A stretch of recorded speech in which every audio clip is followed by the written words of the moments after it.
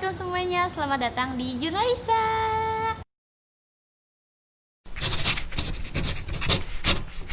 Kali ini aku mau menjawab semua pertanyaan, gak semua sih, banyak banget kalau semua 20 aja pertanyaan dari kalian yang sudah bertanya di kolom komentar di feed IG aku. Langsung aja kita mulai. Oh iya, for your information, aku tuh sebagai sepupu perempuan paling kecil di keluarga ini. Gak penting sih ya sebenarnya. Oke, ini pertanyaan yang cukup banyak masuk ke aku. Hampir setiap hari ini masuk karena aku emang deket banget kan sama Aiko. Jadi pertanyaan-pertanyaan yang menjurus ke kami berdua tuh sangat banyak. Pertanyaan pertama dari FTM LAD, pernah nggak sih cemburu sama pacarnya Aiko? Menarik sekali jawabannya. Tentu pernah banget. Karena apa? Karena kalau misalkan aku kan perempuan, pacar Aiko perempuan dong. Jadi kalau misalkan dia bagi waktu atau misalkan dia mau pergi, tapi aku juga pingin minta antar sama dia, tapi dia lebih milih perempuannya, wah itu aku marah-marah. Terus kayak misalkan subuh-subuh gitu ya, dia tuh paling niat kalau misalkan nganter pacarnya daripada nganter saya. Subuh pun dilewati olehnya. Kalau sama aku kayak siang juga sendiri aja, pakai ojek online aja. Sumpah itu perbedaan yang sangat-sangat itu. Makanya kalau misalkan ada pacar AA baru dibawa ke aku pasti mukanya jutek kayak maaf ya kalau kalau yang pernah digituin sama aku, tapi karena aku emang kayak gitu. Terus apalagi kalau misalkan ceweknya seksi-seksi ya, kayak astagfirullahaladzim. Tapi itu nyata guys, sumpah aku pernah di satu waktu dia bawa untuk pertama kalinya, terus kayak dan bajunya agak sedikit minim gitu, terus aku kayak gitu, kayak langsung blacklist. Tapi balik lagi ke pribadinya dia, kalau misalkan si pacarnya AA baik ya aku juga biasa aja gitu, baik-baik aja. Pertanyaan kedua dari Kartika RW, di kenapa mau jadi pengusaha dan mau buka usaha apa selain Pashmina kayak sekarang? Saya pengusaha guys. Enggak sebenarnya. Kalau misalkan yang Pashmina ini tuh, oh ya, follow ya aruna.atelier, dan di Shopee juga ada. Jadi aku tuh emang dari dulu tuh suka jual-jual barang. Jadi kayak aku pernah dibeliin aksesoris sama almarhum mama gitu. Ntar tuh udah ada di aku, tapi nanti sama aku dijual lagi. Terus hasil jualannya aku bagiin ke teman-teman aku. Kan bego ya gitu. Jadi udah ada bibit-bibit jiwa-jiwa entrepreneur sedari dini. Terrealisasikan di sekarang karena alhamdulillah gitu, kalian juga follow Instagram aku, terus kayak ngapain juga cuman kayak diem-diem gini doang. Jadi aku jualan dan alhamdulillah sold out guys, terima kasih. Selain Pashmina kayaknya aku mau bikin outer kayak Pashmina, kerudung-kerudung yang segi 4, dan pokoknya tunggu aja di Aruna. Promosi dari Puspita Aisyah, apa alasan dibalik keceriaan kakak setiap harinya? Apa makna warna kehidupan bagi kakak? Apa motivasi kakak selama ini? Selalu semangat dan ceria, arti ayah, kakak, dan tim jurnalis menurut kakak. Sedih. Aku ceria kayak gini karena ngapain juga sedih-sedih gitu. Terus ngapain juga kayak minta perhatian ke publik, nangis-nangis tuh kayak aku tuh bla bla bla bla. Nggak, kenapa kalau misalkan bisa happy aja, kenapa nggak happy aja gitu? Soalnya kalau kayak gitu tuh jadi menularkan bad vibes gitu. Kalau kita sedih-sedih, orang juga jadi males nih, kayak naon sih si ieu caper pisan, naon sih si ieu kieu pisan gitu, kayak gitulah kalau kata orang Sunda mah. Aku ceria kayak gini aja masih suka ada yang kayak apa sih kamu centil banget, apa sih bla bla bla. Padahal aku cuman pengen menyalurkan kebahagiaan aku dengan punyanya kalian yang sudah mengikuti aku di Instagram gitu. Jadi ya ceria mah ceria aja guys, sedih aja tapi nggak usah berlebihan.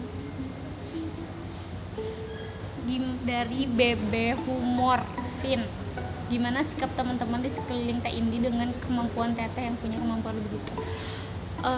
Untuk teman aku sih sebenarnya biasa aja mereka, karena udah tahu dari aku SD tuh aku selalu kayak di sini ada ini loh, kayak teman-teman SD aku halo, pasti mereka udah tahu banget aku suka tiba-tiba nunjuk pohon atau apa gitu. Jadi mereka lama-lama biasa aja, dan ketika aku masuk jurnal mereka tuh kayak oh ya udah di sini mah emang suka kayak gitu, emang suka random tiba-tiba nunjuk apa, tiba-tiba nyeritain hantu. Jadi pas aku kayak gitu kayak ya udah nggak asing lagi bagi mereka. Kadang mereka juga kepo tapi nggak sekepo yang bener-bener gitu loh, karena ya bosan oge merennya guys. Dari Kade Sinta Dewi, pernah nggak sih kamu ngerasa kelebihan kamu ini sebagai beban buat kamu atau saudara-saudara kamu yang lain? Atau terus kalau pernah, bagaimana cara kalian mengatasi perasaan tersebut? Sejauh ini sih enggak, karena aku nggak sendirian. Mungkin nggak tahu ya kalau Teresa dulu waktu belum speak up ke saudara-saudara karena masih kecil-kecil kan, karena dia cucu paling besar kan. Karena banyakan jadi aku merasa nggak terbebani, malah seru aja gitu kalau misalkan lagi main keluar rumah ketika banyakan, terus kalau lagi lihat hantu di satu waktu kayak itu tadi aku lihat, itu pasti semuanya kayak ya aku lihat, terus kayak dia lihat gitu. Jadi kayak gak mau gitu ngelihat kita doang yang ngelihat, harus semua orang ngelihat. Itu sering terjadi sih, kayak kalau misalkan ke toilet kafe atau ke toilet mall yang agak menakutkan, ke toilet rumah makan gitu, pasti minta antar gitu sih serunya. Jadi ya nikmatin aja dah, kayak mau gimana lagi juga gitu kan. Gitu. Mau tanya, kan semua orang udah tahu kalau Teh Indi itu indigo. Nah, pernah nggak sih ada orang yang nanyain aneh-aneh, misalnya contoh nih, disuruh liatin kalau nih orang ada isi atau semacam penjaga, atau bahkan disuruh liatin kapan meninggal. Kadang orang yang nggak bisa bedain indigo sama prama.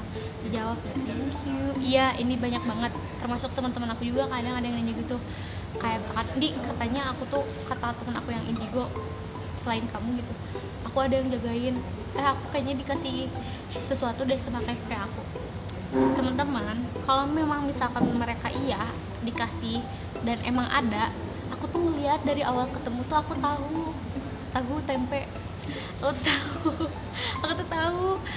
Kayak contoh temenku emang agak indigo, ada, aku tahu dia kayak gitu karena langsung kayak satu frekuensi gitu loh. Terus kayak aku lihat tuh kayak oh iya dia ada yang ngikutin. Kalau nggak ada ya mau gimana, aku tuh suka nggak enak jawab gitu. Kalau misalkan ada yang nanya kayak gitu tuh aku tahu banget gitu apa sih kemauan orang itu, pingin dapetin jawaban dari aku tuh apa. Jadi mereka tuh pingin aku mengiyakan kalau mereka tuh ada yang ngejaga, tapi sebenarnya yang aku lihat tuh gak ada. Kalaupun ada sedikit pun aku juga ngerasa gitu, kalau misalkan penjaganya lagi nggak ada ngikut sama dia tuh aku tahu kayak oh keluarganya kayak gini, oh dari sininya gitu. Kalau nggak ada bener-bener polos aja gitu, nggak ada. Dan aku mau bilang nggak ada juga mungkin dia berharap aku jawab ada gitu, makanya dia nanya kayak gitu. Tapi kalau nggak ada guys, jangan diada-ada. Dari Ciliasio, Kak Indi gabung di Jurnalisa dari kapan dan gimana rasanya waktu ngejurnal di tempat seram, dan pengalaman terberat apa yang kira Kak Indi pernah rasakan selama di Jurnalisa? Aku dari pas SMA kelas 2 mulai gabung itu tuh Jurnalisa Tanya Risa sama Aiko di salah satu kafe.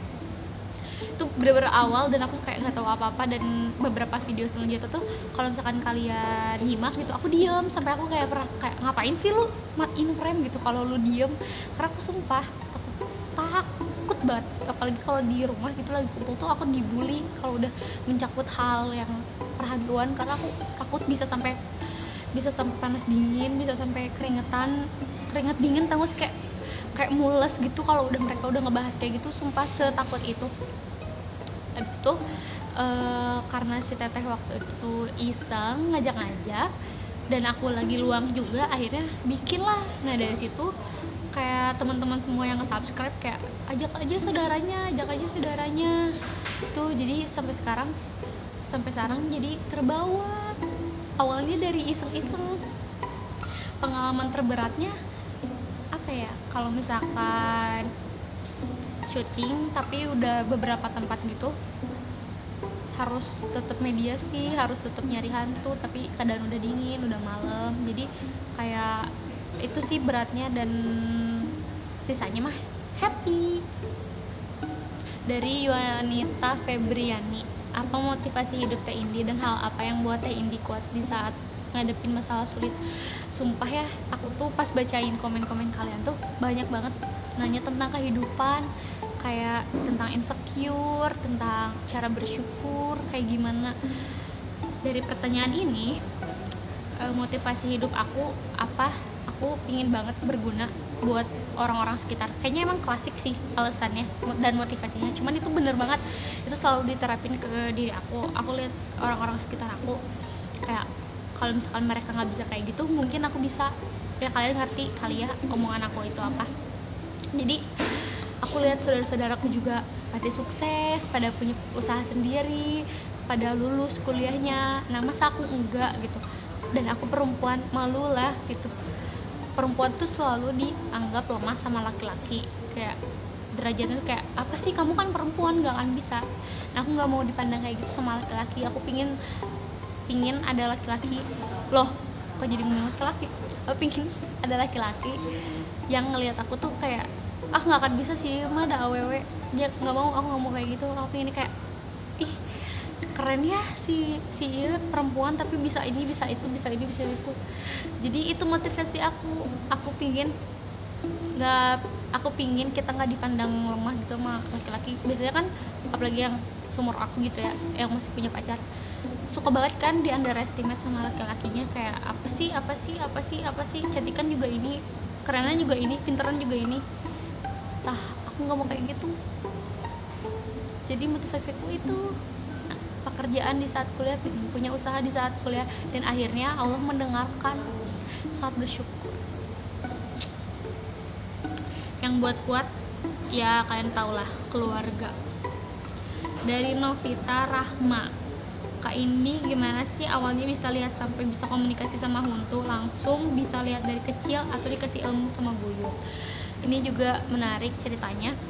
Jadi keluarga aku yang seperti aku bilang suka kumpul-kumpul, suka kayak sharing-sharing tentang perhantuan. Kalian bisa baca juga di buku Jurnalisa, itu beberapa sebagian kecil diceritain kumpul-kumpul kalau misalkan ngobrolin tentang hantu. Nah di nyatanya tuh emang begitu guys, jadi suka kumpul-kumpul gitu ngomongin hantu, terus kayak lama-lama diasah. Jadi emang dasarnya kita semua itu punya kemampuan, cuman lama-lama diasah biar bener gitu, biar kita lihatnya bener, kita nggak abal-abal, nggak menyalahgunakan apa sih kemampuan ini. Karena kakek kita tuh nggak mau sebenarnya kita kayak malah jadi kayak dukun gitu kan. Banyak juga yang nganggap kita dukun, kayak anak indigo pasti dukun, padahal tuh enggak guys. Beda pemahamannya, beda pembelajarannya, beda cara mengaplikasinya tuh beda banget. Jadi jangan nganggap kita cenayang atau dukun, nyariin sepeda, nyariin motor ke polisi aja, itu mah jangan ke kita. Dan aku dari kecil, dari umur TK itu pertama kali lihat hantu. Kayaknya di beberapa video aku juga sering membicarakan ini ya. Aku dari SD ketahuan, terus kayak SMP, akhir SMP tuh makin diasah sama kakek, dibantuin cara-caranya menanggapi kalau lihat hantu, jangan takut bla bla bla, karena pada dasarnya derajat kita lebih tinggi. Itu betul. Jadi ya kayak seperti itu apa sih? Dari Rahmatun Angel, keseharian Kak Indi gimana sih kalau di luar? Apa kemana-mana selalu lihat hal-hal yang kayak waktu di jurnal atau seperti biasa aja? Nah ini juga pertanyaan yang sering banget masuk. Aku biasanya main biasa, cuman kalau ketika ke tempat salah satu tempat, misalkan coffee shop, ada beberapa coffee shop yang pernah aku datengin itu ada hantunya. Jadi aku waktu itu mau pipis di kamar mandinya, itu aku sama Teh Risa sama Kak Dimasta juga sama yang lain. Aku pipis sendiri ke WC-nya. Abis itu pas sudah di WC-nya tuh ada kaca, aku tuh ngaca dulu sebelum pipis, kayak benerin hijab lah, lagi ngaca si lorong ke WC-nya tuh ditutupinnya sama kain doang, kain selebaran gitu. Tiba-tiba pas aku lagi ngepentulin gini, terus tiba-tiba ada perempuan dari arah nyerong, terus dia tiba-tiba bajunya nggak kotor, mukanya nggak rusak juga kayak manusia, terus kayak rambutnya segini, terus dia nyerong, terus dia lihat ke kaca. Jadi otomatis bayangin aja, dari dia lihat ke kaca, aku lihat ke kaca, jadi lihat kan di kaca, terus kayak dia kayak gini, aku langsung kayak gini, kayak hah, aku di mana, aku siapa, terus kayak mau lari, mana sempat, keburu telat gitu. Terus kayak akhirnya aku nggak jadi ngemetiin, aku cuman gituin doang. Terus aku lari ke kamar mandi, aku di kloset kayak gini aja, aku kayak pipis aku. Nah ini kloset kan, ini si pintunya aku buka kayak gini pelan, aku takut dia nungguin coy, takut banget. Tiba-tiba pas buka door kan berabe kalau kayak gitu, pas kayak gitu nggak ada, aku lari ke table sama ke Teresa, ke tablenya Teresa. Terus kayak Teresa berdiri juga kayak aku mau pipis terus aku bilang gitu, teh jangan, kita pindah tempat, sumpah pindah tempat. Akhirnya dia kenapa, terus kata teteh tuh kayak tinggal juriknya, enggak cabut. Akhirnya itu minuman masih pada penuh, kita akhirnya cabut soalnya takutnya, karena dia tahu kita bisa lihat dia gitu, diikutin kan nggak lucu gitu, males, terus minta tolong, capek. Dari Arif Lutfi mau nanya nih teh, apakah dari awal teh bisa lihat hantu sampai sekarang masih suka takut, terus ngerasa keganggu nggak sih kehidupan sehari-hari? Soalnya ngebayangin kalau aku mah nggak bisa hidup dengan tenang. Apakah dari awal masih takut, apalagi kalau misalkan nggak ada saudara-saudara aku, kayak misalkan sendiri gitu, aku takut. Dan atau enggak teman-teman aku lagi cerita, masih takut, jawabannya masih takut. Ngeganggu sih enggak, yang tadi udah aku jelasin di awal ya, enggak. Kalau misalkan bareng-bareng, karena mereka semua juga bisa lihat, kakak aku, jadi aku juga biasa aja. Kalau misalkan boleh milih untuk dilahirkan di keluarga, kamu bakal milih dilahirkan jadi adik? Enggak, dilahirkan jadi Indi aja udah enak, ini udah dimanja sama kakak yang lain. Dari Rofi Saputra, kak semasa sekolah pernah minta bantuan? Nah ini banyak banget pertanyaan yang masuk. Kak kalau misalkan lagi kuliah, kalau lagi nyontek minta bantuin nggak, atau minta contekin nggak? Enggak guys, aku mah nggak pernah kayak gitu. Dan lagian ngapain sih, kalian bisa lihat gitu video sebelumnya, hantu teh bodoh gitu, kayak kalau diajak ngobrol nggak nyambung, apalagi kuntilanak itu nggak nyambung. Terus kamu minta tolong gitu, minta jawabin. Dari Ika Wahyuni Fianti, kak kasih tips biar bisa aku sedangkan saudara. Sering-sering main bareng, itu intinya ya, sering-sering main bareng.